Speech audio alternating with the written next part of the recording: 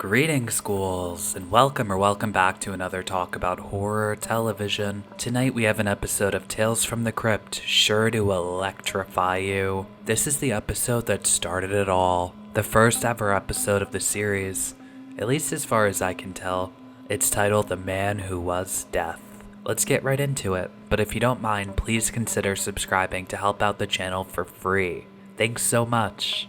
In this episode, we open at a prison where a man named Niles Talbot works. We learn that he started off working there as an electrician, but he worked his way up to the role of executioner. Niles loves his job now more than ever. He has not a stitch of empathy for the people he fries in the chair as their state-appointed murderers. To be frank, Niles really relishes in pulling the switch. The opening scene is him blabbering on while a man is being brought to the chair. He thinks all of these big tough guys that get convicted to death all turn out to be pansies, who cry and beg him not to end their lives.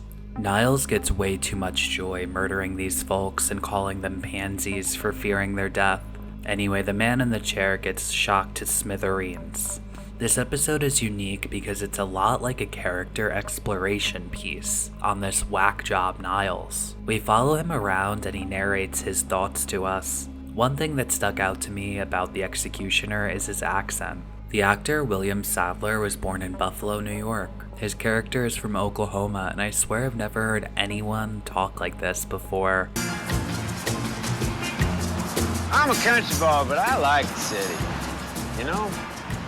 Big, it's dirty. Let's know what it really is.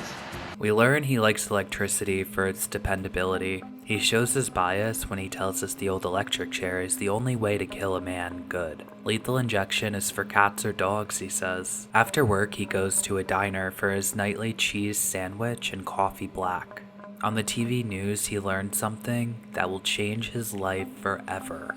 A bill has just passed and the death penalty is now abolished. The next day he goes to his boss and it's final. He's lost his job. He can't get his old one back either since he trained someone else to fill the electrician position at the old generators. So with no job or anywhere to go, he goes to the bar to drink his sorrows. The bartender really knows how to nurse him back. We learn the bartender loves watching people get fried in an electric chair too, and the boys get along just great. They agree that if executions were televised, it would be the best television program of all. I don't know about you guys, but there's a very clear distinction for me between real and theatrical violence. There's something very sick about getting a kick out of a real human suffering.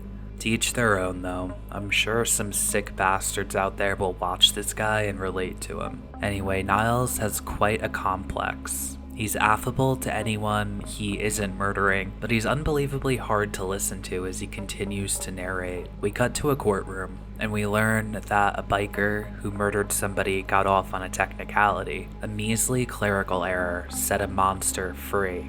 Our executioner is in the room that day, and he has a plan to fix the man up, vigilante style. The biker who murdered a bunch of people gets shocked to hell, and the news lady reports it the next day. It was most likely a short circuit that led to the freak accident. So we head back to the bar. I wonder what nuanced and appropriate take Vic the bartender has for us today. And I know what you mean. He looks like a real creep to me. You know how on TV they get these experts, you know, the ACLU types, and they're always saying that it's only the minorities that get the chair. Did you ever notice that? Well, they're all pretty dark when I get done with them, Vic. You know, I wish I had never asked. Moving on, we're back in the courtroom and we see another innocent verdict. This time we learn that a man was married to a rich woman, but he found a hot side chick that he wanted to be with. So he decided to kill his wife to take her money and live happily ever after with the pretty new girl. This isn't going to fly, since the executioner is on to their scheme. He manages to electrocute the darling couple in their hot tub. Niles is relentless. He decides it's time to go to a popular strip club to pick up a sex worker. He has more advice for his viewers.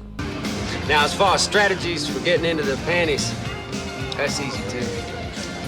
The old rule, you treat whores like queens and queens like whores, you got no problem. They on their backs faster than you can say son of Sam.